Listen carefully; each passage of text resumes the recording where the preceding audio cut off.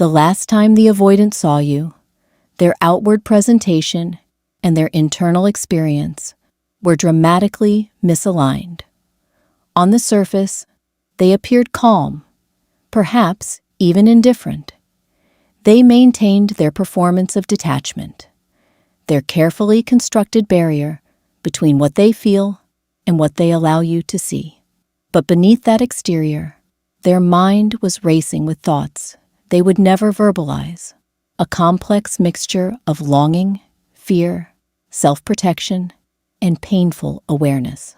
Understanding what actually goes through the avoidant's mind in that final encounter reveals the profound disconnect between their internal, emotional reality and the coldness they project, and why that disconnect makes genuine connection with them so devastatingly difficult.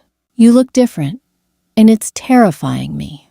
The first thing the avoidant noticed was how much you have changed since they last saw you. You carry yourself differently. There is a confidence, a peace, a wholeness that was not there before. You are not the person they left. You have evolved, healed, moved beyond the dynamic that once defined your interaction. This transformation terrifies the avoidant because it means you no longer need them, that the version of you they could predict and manage no longer exists. They think, you are not supposed to be this okay without me, and I do not recognize this version of you, and it makes me realize I lost you more completely than I thought. The changes they see confirm that you used their absence to grow, while they remained stuck in the same patterns, and this comparison is unbearable. I want to reach out, but I cannot make myself do it. Throughout the entire encounter, the avoidant is battling the urge to say something real, to bridge the distance they created, to admit they think about you more than they should. They compose sentences in their mind that never make it to their mouth. I miss you. I made a mistake. You look happy. I wish things were different. But each potential statement triggers immediate internal shutdown. The vulnerability required to speak any of these thoughts feels like psychological death, so they default to surface-level pleasantries, banal observations about weather or mutual acquaintances, anything to fill the space without risking genuine disclosure. They think, why can I not just tell you what I am actually feeling, while simultaneously knowing they never will, trapped between desire and incapacity. You are treating me with kindness I do not deserve. The avoidant notices that you are not cold to them. You are not cruel or vindictive, despite having every right to be. You are polite, perhaps even warm in a distant way, treating them with dignity they know they did not extend to you. This grace is devastating because it highlights the contrast between how they behaved and how you are choosing to behave now. They think you are better than I deserve, and I treated you terribly, and you are still being kind, and that makes what I did even worse. Your maturity in this moment is a mirror reflecting their own emotional inadequacy, and they cannot look away from what that mirror shows. I am comparing everyone to you and they all lose.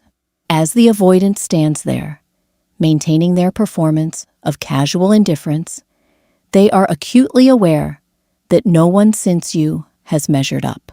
They think about the people they have tried to connect with, the failed attempts to replace what you offered, the emptiness of interactions that lack the specific chemistry you shared. They think, no one gets me the way you did, and I have been looking for you in everyone else and failing. This recognition arrives too late, and in a context where sharing it would be inappropriate and unwelcome, so it remains another thought that dies unspoken.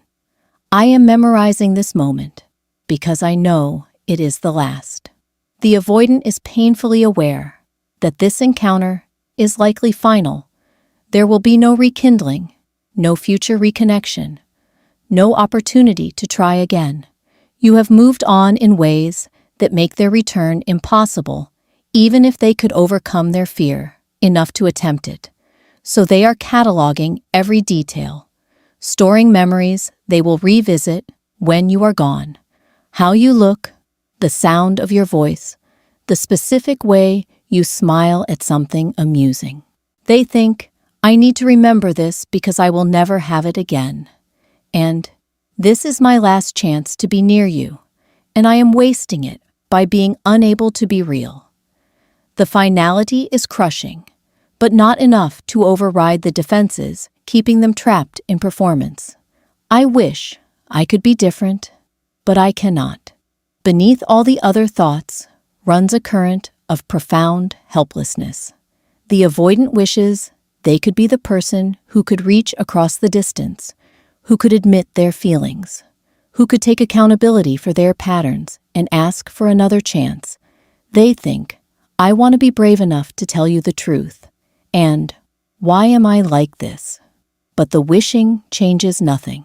They remain locked in their protective patterns, watching you walk away again, knowing they are letting something valuable slip through their fingers because they cannot access the courage that vulnerability requires.